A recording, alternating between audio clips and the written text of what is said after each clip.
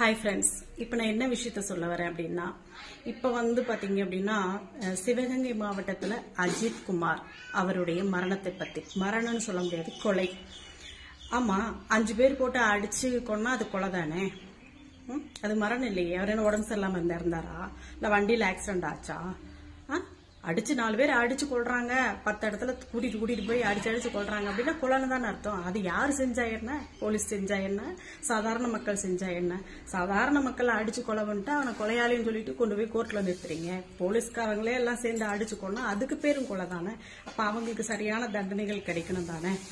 புரியுதுங்களா? காக்கி சட்டை போட்ட காவலர்கள் எல்லாத்தையுமே சொல்லல, நிறைய கடமையோடு செயலாற்றக்கூடிய நல்ல காவலர்கள் இருக்கிறாங்க. ஆனா அதுக்கிடையில இந்த மாதிரி சாத்தான்குளம் சம்பவத்துல சம்பந்தப்பட்டவங்க, ஜெய்பீம் படத்துல பாத்தீங்களா அந்த உண்மை சம்பவங்கள், அந்த மாதிரி எல்லாம் இருக்கக்கூடிய சில போலீஸ்காரங்களால எல்லாத்துக்குமே ஒரு கெட்ட பேரை அவங்க உருவாக்கி கொடுத்துறாங்க.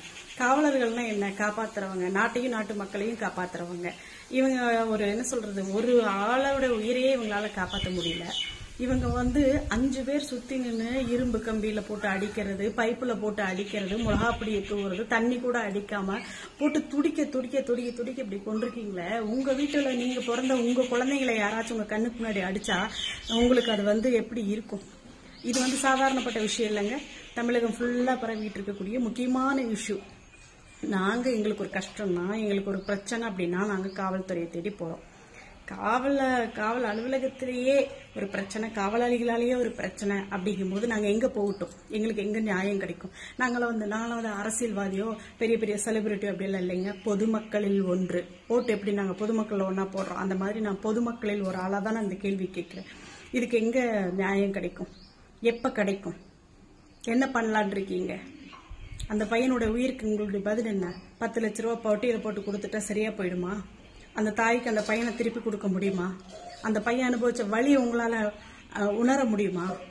மனசெல்லாம் வலிக்குதுங்க, மனசெல்லாம் வலிக்குது. ஏதோ நம்ம வீட்டு பசங்களுக்கு நடந்த மாதிரி ஒரு பெரிய டிஸ்டர்பன்ஸாவே இருக்கு. காலையில இருந்து பாக்குற இடமெல்லாம் அந்த பையனுடைய இதை தான் பாக்குறோம். அவன் எப்படி துடிச்சிருப்பான். அந்த இரும்பு கம்பியில ஒரு ஊசி போட்டா வலிக்குதுங்க, தாங்க முடியலங்க. ஒரு ஊசி போடுறாங்க, நம்மளால வலி தாங்க முடியுதா? அப்படி போட்டு அடிச்சு கையும் காலும் அடிச்சு அவ்வளோ குரோதமா அடிக்கிற அளவுக்கு அந்த பையன் என்ன பண்ணிட்டான்?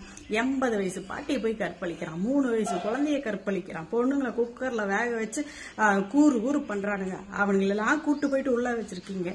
இவன் என்ன திருட்டு வழக்குல கைது தானே? நிரூபிக்கப்பட்டதா? அவன் தான் பண்ணான்னு நீங்க நிரூபிச்சிட்டீங்களா? நிரூபிச்சாலும் அடிக்கிறதுக்கு உங்களுக்கு என்ன இருக்கு?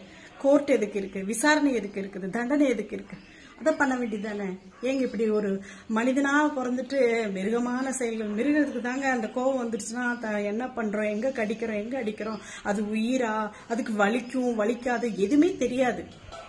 புரியுதுங்களா? அதுக்கு அந்த 5ஆம் அறிவு தான் இருக்கு, 6ஆம் அறிவு அதுக்கு செயல்படாது. புரியுதுங்களா? போலீஸுக்கு நீங்க படிச்சிருப்பீங்க, ட்ரைனிங் அட்டன் பண்ணிருப்பீங்க, நான் நாட்டையும் நாட்டு மக்களையும் காப்பாற்றுவேன் உறுதிமொழியெல்லாம் எடுத்துக்கிட்டீங்களேங்க.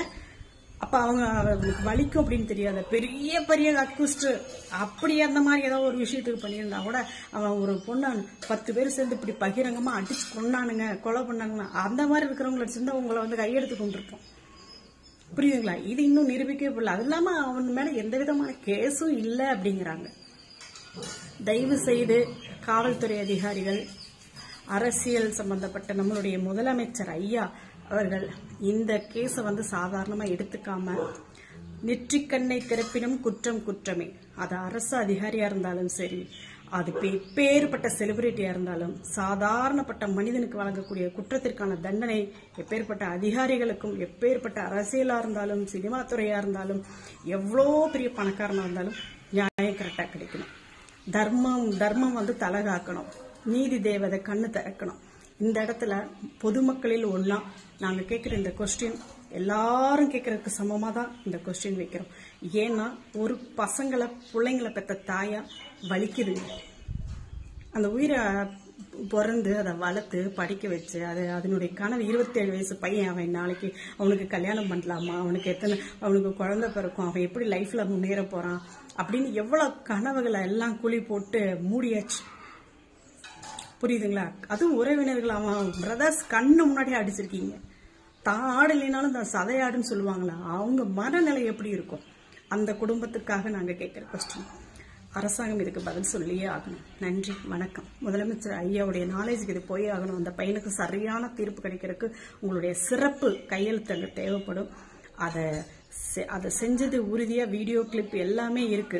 ஆதாரப்பூர்வமா நிரூபிச்சா அவங்களுக்கு தண்டனை மிக பலமா இருக்கணும். சஸ்பெண்ட் பண்ணிட்டு 3 வருஷம் கண்டு இல்ல 2 வருஷம் கண்டு மறுபடியும் வேலை கொடுத்து சம்பளம் கொடுத்து பென்ஷன் கொடுக்காதீங்க. வாழ்க்கையில் இனிமேல் இந்த மாதிரி எந்த பேரும் பண்ணாத அளவுக்கு தண்டனை இருக்கணும். Thank you so much.